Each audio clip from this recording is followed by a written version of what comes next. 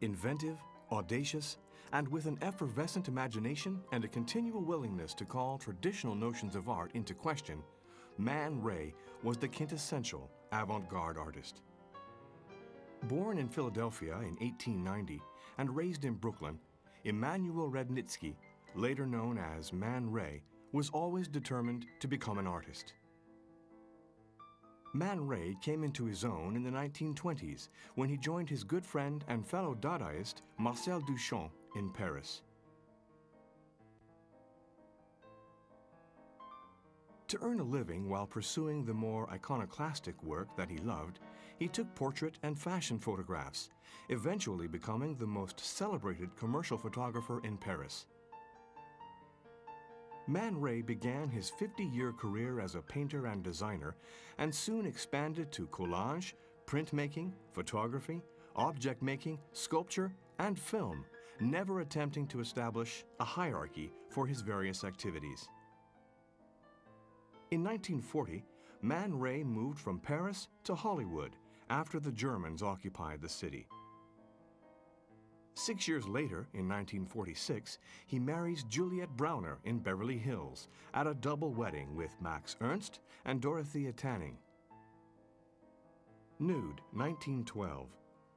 During Man Ray's apprentice years, he gloated over reproductions of Greek statues and Ingres' nudes and made drawings of them, ostensibly in charcoal and pen and ink. The drawings that Man Ray executed around 1912 are notable for their free and limber line. In Nude, the artist captures the model's pose in firm and assured strokes. The same undeniable mastery of drawing is evident in other of his youthful works, both in such portraits as Self-Portrait, 1914, and such landscapes as Ridgefield, 1913.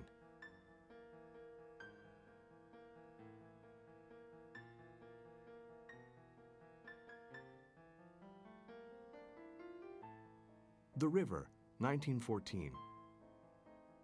Looking at this early figurative work, the spectator can easily see the coloration of the fauves.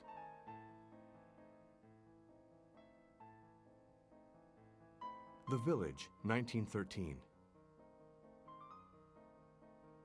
Passages in Man Ray's landscapes from this period bear obvious resemblance to the paintings of several Cubists. Whereas a number of Man Ray's works continued to exhibit a bright, colorful fauve palette, untitled 1913, others relied on the structural simplifications of Cubism. The Lovers, 1914. Man Ray, 1914. In this picture, Man Ray simply but emphatically employed his own name and the date as a subject. Painted when the artist was 24, the work must have been for Man Ray a profoundly satisfying act of symbolically making his mark on Cubism. The dismembered letters are bold, simple forms that fill the picture frame and assure colossal proportions. Only partly emerging from the shadow-filled gashes of paint by which they were formed, they suggest the mystery and magic of the great analytical Cubist works. Portrait of Alfred Stieglitz, 1913. Ramapo Hills, 1914.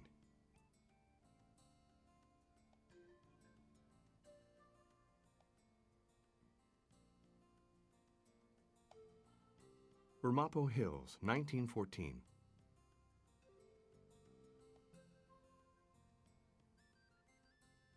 Black Widow, 1915.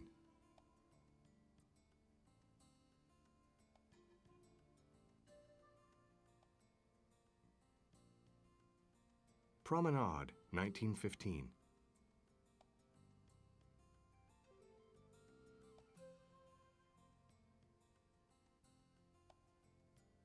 Arrangements of Forms, Number 1, 1915.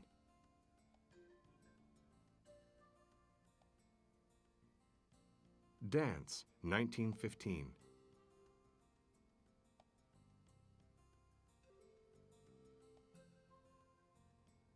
The rope dancer accompanies herself with her shadows, 1916. Self-portrait, 1916. This painting is a mixed media assemblage that consists of a vertical panel painted in black and aluminum, apparently meant to represent the shape of a doorway. Upon the panel are affixed 2 doorbells and a push button, as if to suggest that if one pushes the button, the bells will ring. This was not the case, however, and Man Ray never intended to set up a simplistic stimulus-response demonstration, as in a psychological experiment. Ballet Silhouette, 1916.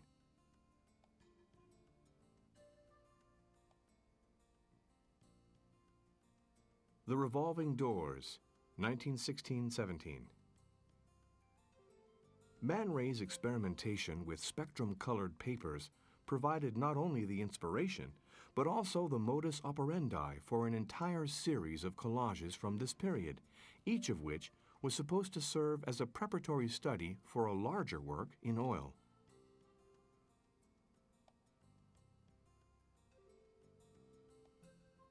The series consisted of 10 separate collages, the individual panels of which were prepared from carefully cut pieces of construction paper, pasted onto white cardboard. For their first installation, each collage was separately framed and hinged onto a rotating support, so that the entire ensemble could be spun around like a revolving door, hence the title, The Revolving Doors. Each panel was also assigned a somewhat unusual, though generally descriptive, title: Mime. The title was probably suggested by its anthropomorphic shape, which, with its vertical colored striations and outstretched arm-like forms, recalls the quiet movements of a mute clown. The first 5 images reflect the formalist principles Man Ray had established for an art of 2 dimensions.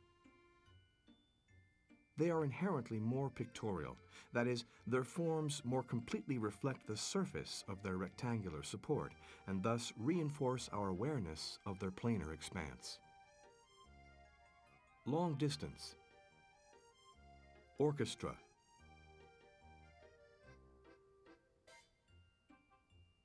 The meeting. Legend. The latter 5, on the other hand, are more iconic. In spite of their basically abstract designs, they exhibit obvious figurative associations. This does not imply that their designs were generated by specific, recognizable imagery, but that these works intentionally direct the viewer's attention to something else, that is, to something other than what they are. In other words, while the earlier designs emphasize the physicality of the works themselves, the latter 5 collages emphasize the physicality of the objects alluded to in their titles. Decanter. Jeune fille. Shadows. Concrete mixer.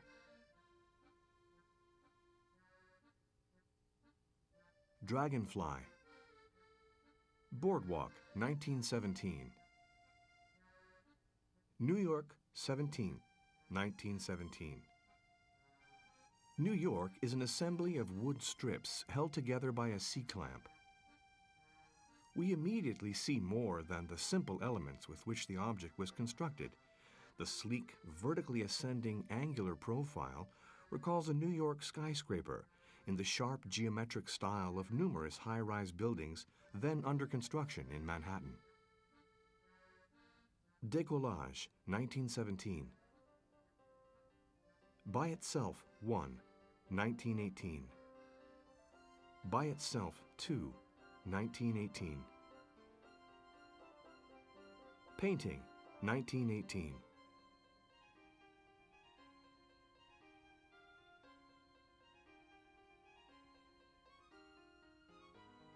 Aerograph, 1919. For this aerograph, an oval mimic of the great synthetic cubist works of Picasso and Braque, Man Ray used the sculpture by itself too as a stencil, painting its shadowed outline with his air-pressured spray gun. First object, 1919.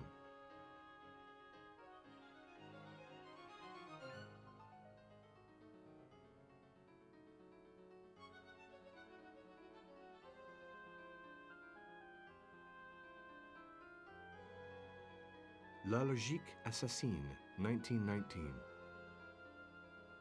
Woman or Shadows, 1919.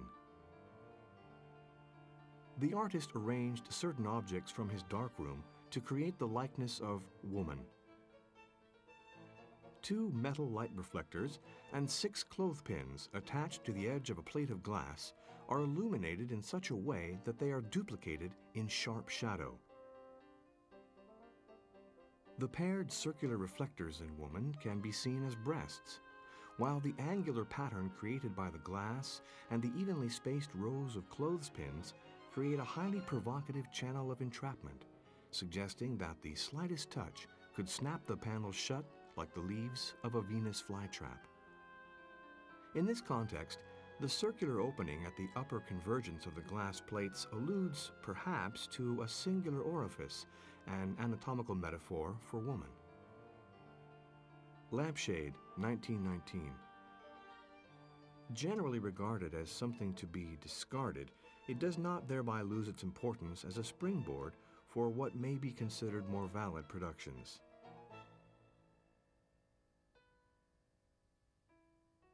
La Volière, Aviary, 1919. Admiration of the orchestral for the cinematograph, 1919.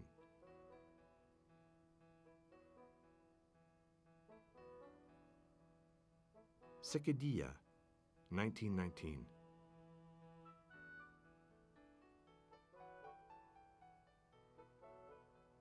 Obstruction, Assembly Instructions, 1920, 1964. Obstruction, 1920.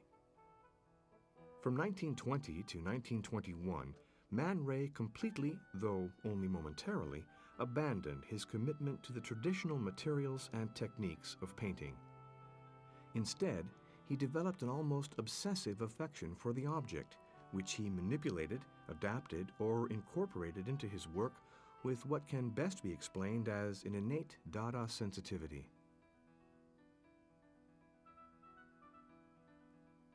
New York, 1920. Perhaps even closer to the aesthetics of Dada was Man Ray's treatment of discarded materials as valued artifacts, as in this object, which he made from nothing more than a jar and some ball bearings.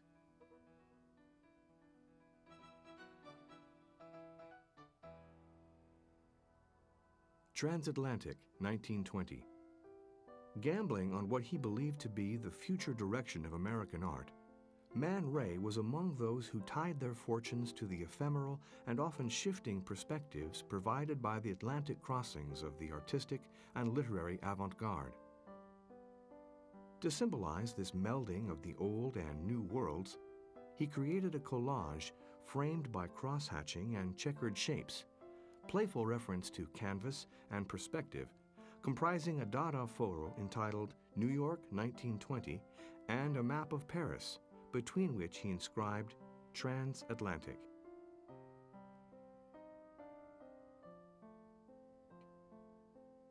New York 1920. Represented by a scattered configuration of used matchsticks, a cigar butt and ash, a scrap of newsprint, and mashed metal strips seemingly awash on a gray shore, had been the scene of artistic innovation encouraged by the presence of Duchamp and Picabia during the war.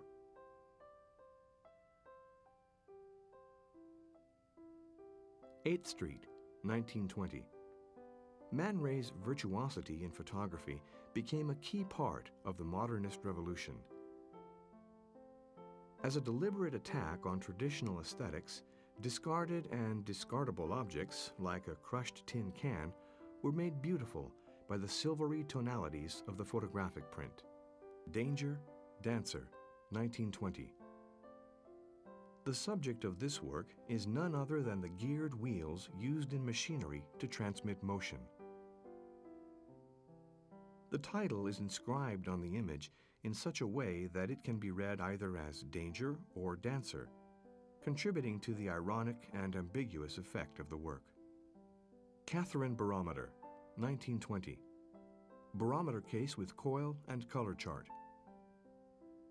Coat stand, 1920.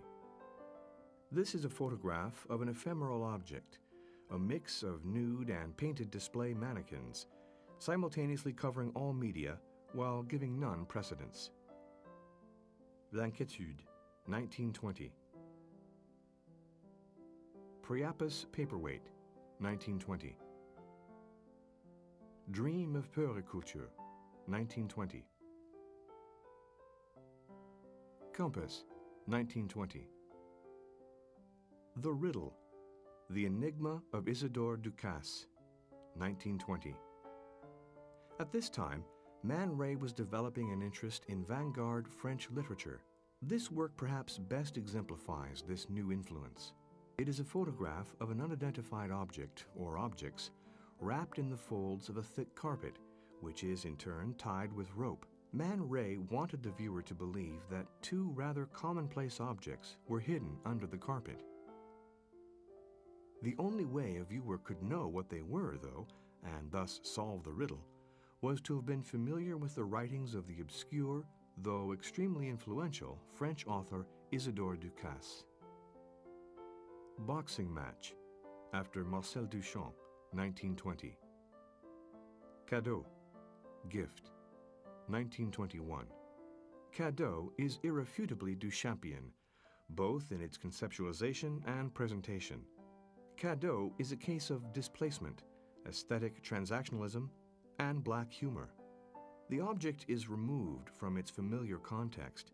Connections between it and other aspects of material culture are obliterated and represented to the spectator in a position normally reserved for works of art.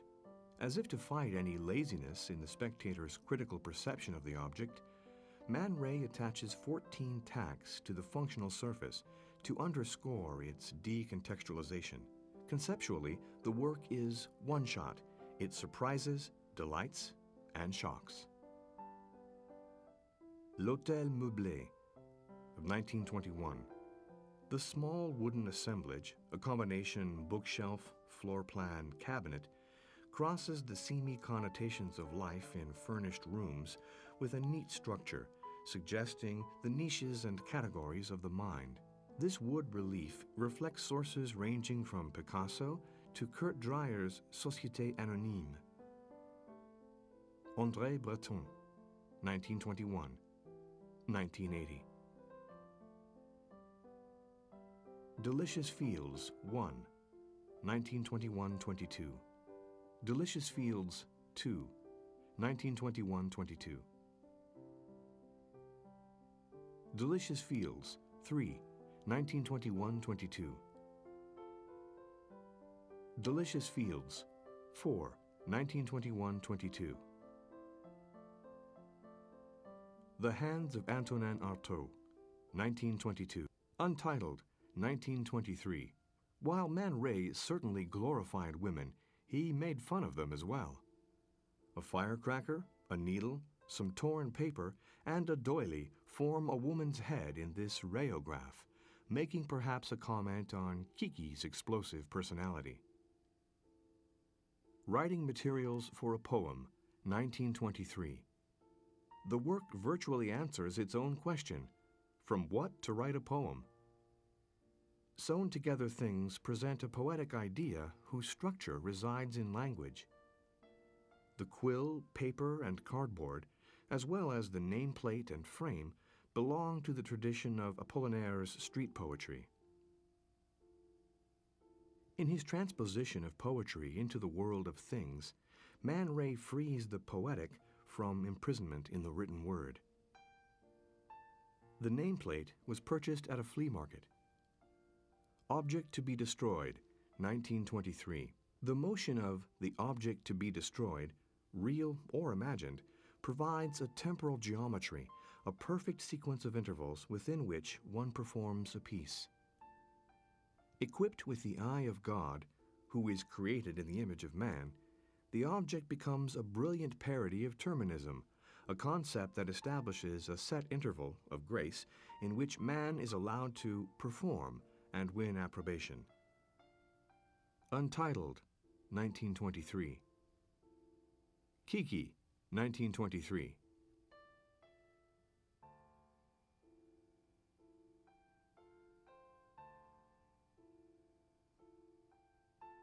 Violon de Ingres, Kiki de Montparnasse, 1924. Acrobat, 1924. Regatta, 1924.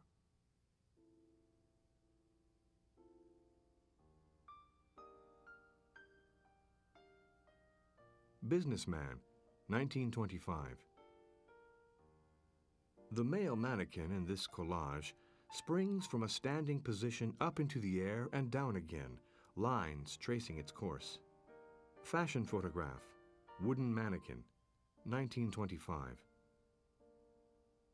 Fisherman's Idol, 1926.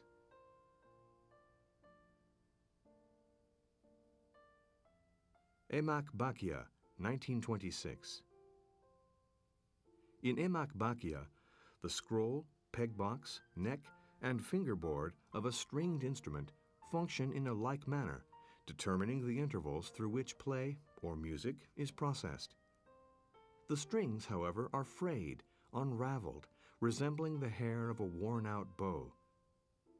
Man Ray reminds us here of the dependent relationships between the things played and the instrument that plays upon them, an eloquent metaphor for the constraints on creative freedom in the impoverished context of Orthodox culture. Antonin Artaud, 1926. Snowball, 1927.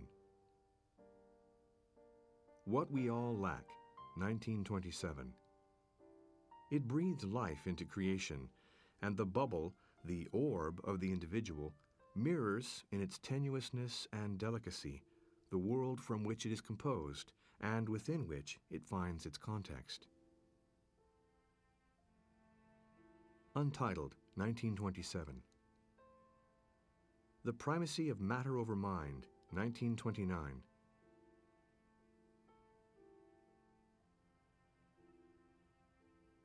Tableau Tongu, 1, 1929.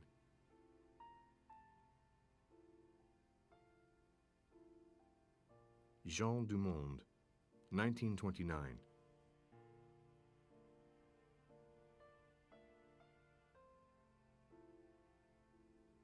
Prayer, 1930.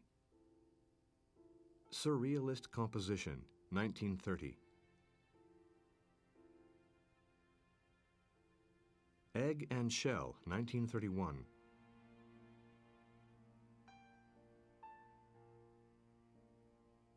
Non-Euclidean Object 1, 1932. Non-Euclidean Object 1, with its tightly, wildly knotted rubber tubing pressed close against a geometric shape, expresses a disquieting tension. It both evokes and defies our culture's most revered scheme for making order of things. Its rational structures undermine themselves in such a way that their poetic associations supersede their scientific ones. Like the object to be destroyed and Emak Baki, it has attributes of the human condition, which is both dependent on rational conventions and yet also seeks liberation from them. Self-Portrait, 1932. This consists of a bronze cast of the bust, which he fitted with a pair of his own spectacles and placed in a wooden box. Just like any paper-stuffed shipping crate, the package of Man Ray was packed and ready for delivery. A reference to the death masks made of prominent figures, here surrounded by the ephemera of everyday news, the object is both a witty and profound statement on the artist's entombment in his work. Automobile, 1932. Observatory Time, The Lovers, 1932-34. Curtain, 1933. The Lovers, My Dream, 1933. Mire universelle, 1933. This work may, depending on one's frame of mind, indicate a universal end goal or thing aspired to, like a classical ideal. It could also as easily refer to a target. Man Ray reinforces the militaristic, violent associations of the term by juxtaposing the three graces with geometry that as much stimulates artillery and weaponry as it suggests classical order and classical sources of inspiration. Veiled Erotic, Merit Oppenheim, 1933. Saddle, 1934. Natasha, 1934.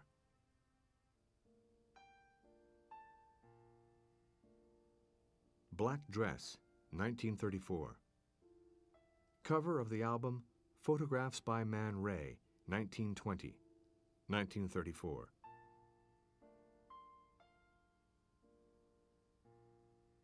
Burnt Bridges, 1935. This is a sinister object event that consumed itself in fire, forcibly reminding us that the role assumed by any object is subject to change. It is unique in Man Ray's oeuvre, for it comprises a series of events over a period of time. The Orator, 1935. Origin of the Species, 1935. Collage, L'Âge de la Colle, 1935. This is an assemblage of drafting materials with a picture of Mr. and Mrs. Woodman engaged in sex in one corner and a dark photograph of a decapitated female torso, a plaster cast, in the other, the whole smeared with glue. The mechanical human reappears elsewhere, a woman who can be assembled in a moment, like a toy, with shiny metallic thighs and a torso sliced in two by a pane of glass. Varlop, 1935.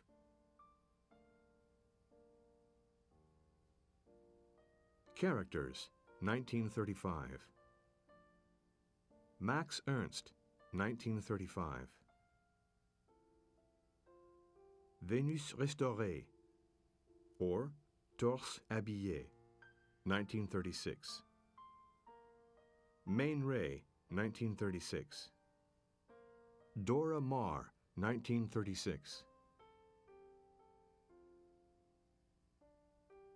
Space Writing, 1937. In 1937, Man Ray experimented with a variation on the rayograph, this time using a camera with the shutter open in the semi-dark. Sitting in front of it with a small flashlight, Man Ray drew in the air and thus onto the film. The white arabesques of movement between the blobs of rest have a physical scale that corresponds to the reach of the arm of the blurred yet recognizable artist whose body fills the frame. The Wheelbarrow of Oscar Dominguez, Dress by Lucien Delong, 1937.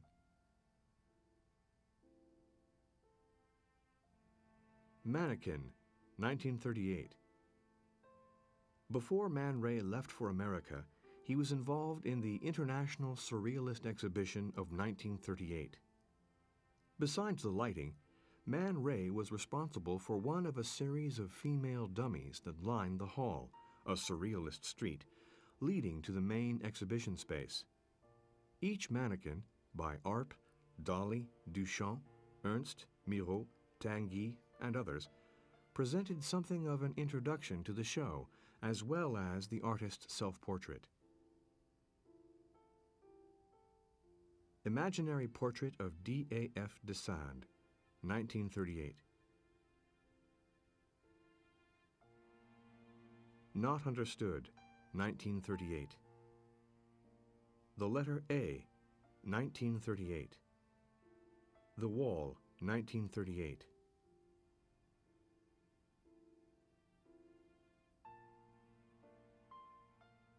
Le Rebus, 1938.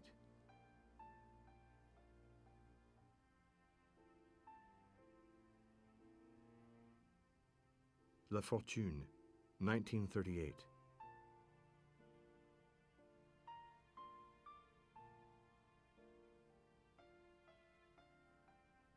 La Fortune 2, 1939.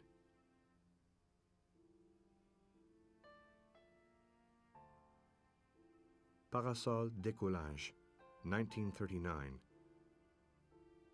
Fair Weather, 1939. When the boat that had carried him away from warring Europe docked in the port of Newark in late summer of 1940, Man Ray was an artist without a country. Although still a citizen of the United States, he had been a resident of Paris since 1921, an American well known to European audiences, but virtually a stranger in his native land. He had been forced to abandon his most important works of the last 20 years. Unstretched and rolled, his canvases were buried beneath the floors of generous friends. In their attics, fragile objects and glass negatives were boxed and stored. With everything else, Man Ray had left behind his acclaim as an artist. No wonder that as the boat docked in safe harbor, he was overcome with a feeling of intense depression. For the most part, New York in the 1940s embraced the refugee artists, especially the Surrealists. Swiftly Walk Over the Western Wave, 1940.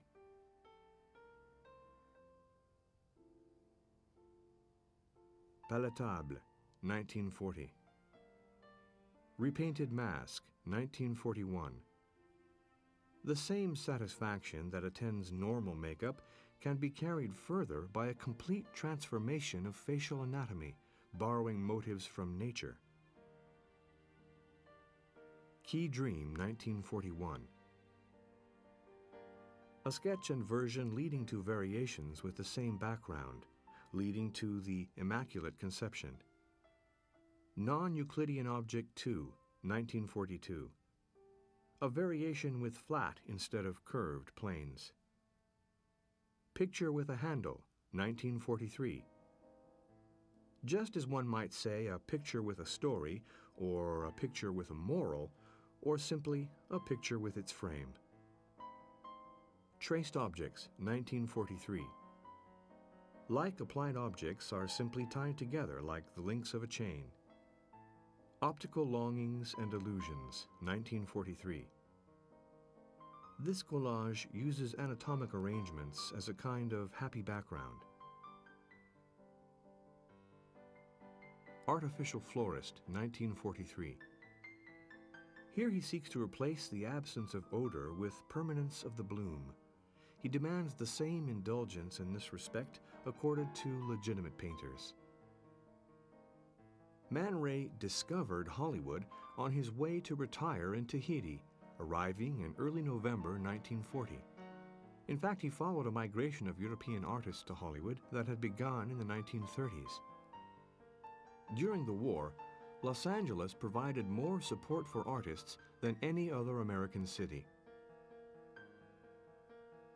Self-Portrait with and without beard, 1943. Night Sun, Abandoned Playground, 1943.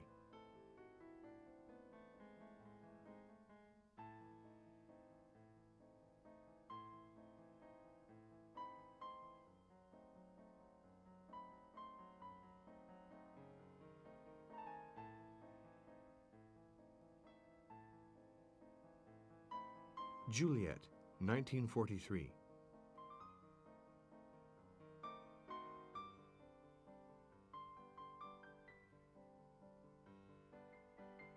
Windbag, 1944.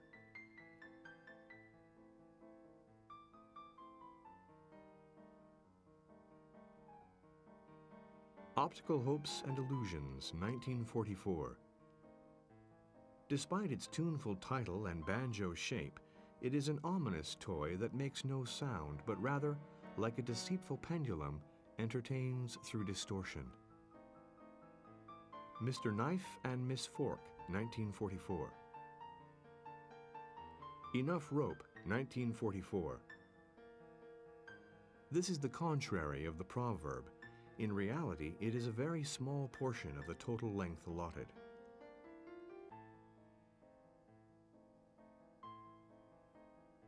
Domesticated Egg, 1944.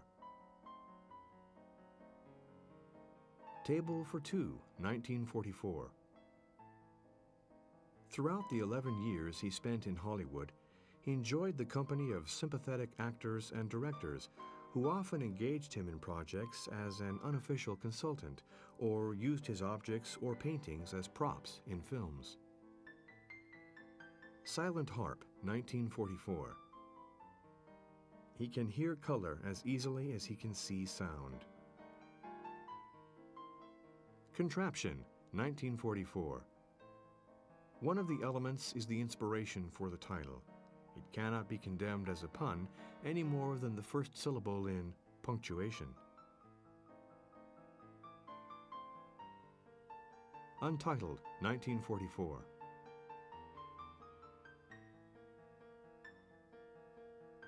Guitar, 1944. Harkens back to the category of the silent instrument. The twisted branch is the counterpart of any counterpoint. Ombre 2, 1944. Monogram, 1944. On a pedestal, slightly adjustable and movable. Sun Package, 1944. A typical Western product may be sent anywhere. The broken glass offers greater facility for light to enter. Proverb, 1944. The Oculist, 1944. As the title derives from the object and not the object from the title, just as its elements are composed of extraneous materials, the effect must be one of opacity. Tourniquet, 1944. Makes sense in the sense that the measure of one's courage is the measure of one's inconsciousness.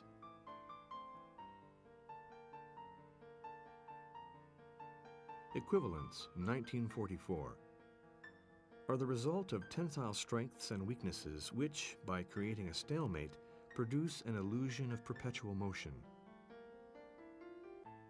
Landscape with a Cow, 1944. Lifesaver, 1944. Like a picture with a handle, must be met halfway with equal buoyancy and outstretched hand. It has no means of self-propulsion. Abracadabra, 1944.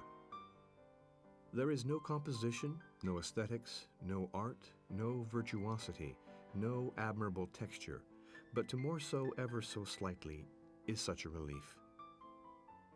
The Mirage, 1944. Transplanted to the home, reflects numbers, projects shadows, turns and oscillates without departing from its base. Square Dumbbells, 1945.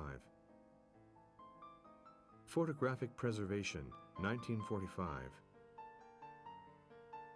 It is one of the means by which transitory objects can be turned into enduring images. Obelisk, or Pied-à-Terre, 1945. Breakfast, 1945. Anagram, 1945.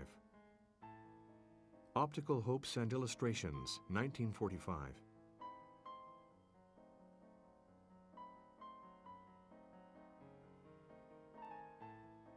Stopwatch, 1946. It is one of the means by which transitory objects can be turned into enduring images. Fortune 2, 1946. Having heard from newly liberated Paris that his small house in Saint-Germain-en-Laye had survived the war, he was even more pleased to find that much of his art had survived as well. In 1947, he went to Paris to gather his paintings, photographs, and prints he had once thought lost, and had them all shipped to Hollywood. Man Ray was like an artist reborn. Café Man Ray, 1948. Permanent attraction, 1948. In America, however, his audience was too small, its response too limited. Having experienced success in Europe, never in America, Man Ray not surprisingly chose to return to Paris in 1951. Macbeth, 1948.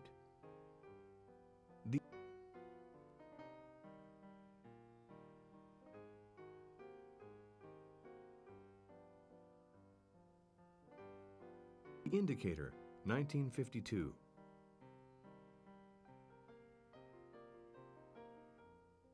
Mirror to Die Laughing By, 1952. It's a Small World, 1952. Bookbinding, 1952. Between 1953 and 1960, Man Ray hosted a series of one-man exhibitions in Los Angeles, Paris, and New York. He also participated in several prestigious exhibitions honoring Dadaist and Surrealist art. The Dada expositions in Amsterdam and Düsseldorf, and the Exposition Internationale de Surrealisme, Eros, in Paris. Leather Shadow, 1953. Monument to the Unknown Painter, 1953-55. White, The Black and White Room, 1954. Mirrors, silver, concave, and yellow. The tricks of today are the truths of tomorrow. French Ballet, 1956. The Last Resort to Turn. En dernier essor, tourner, 1956. Astrolabe, 1957. For self-inspection and for self-evaluation, without conclusions. The Egg Flat, 1957.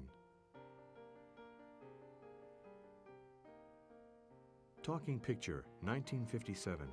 In spite of all efforts to juxtapose two irrelevant objects, one can always relate them, as in this case. A loudspeaker is a horn. Literary Trailer, 1958. N for Nothing, 1958. It's Springtime, 1958. Blue Bread for Blue Bird, 1958. Natural Painting, 1958. Smoking Device, 1959. Architecture, 1, 1960. Featherweight 1. Paplume 1, 1960. Domesticated Virgin, 1960. Exactitude, 1960. L'inconnu de la Seine, 1960. Person to Person, 1962.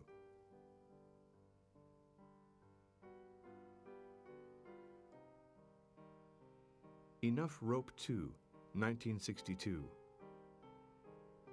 Seismograph, 1962. In 1963, Man Ray published his autobiography, Self-Portrait, in London. Anti-Theft Device, 1963.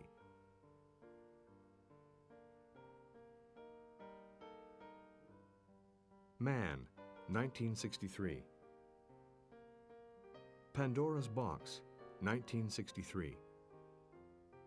The Happy Hours, 1963. The Wonder, 1963. The Hammer, 1963. Allume tes gitanes, 1963.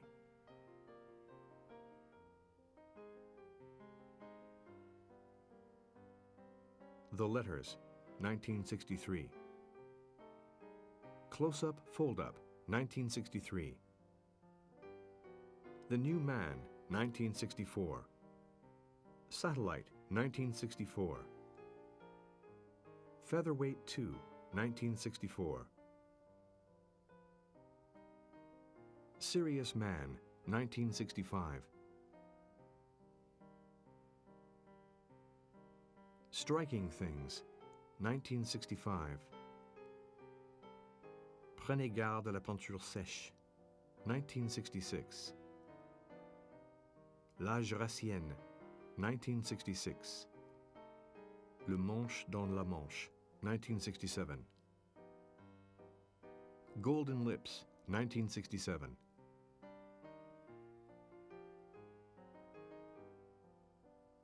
The Lost Glove, 1968. Pêchage, 1969. La Poire d'Éric Satie, 1969. Voilà, 1970. Serious Man, 1968-72. The Family, 1976.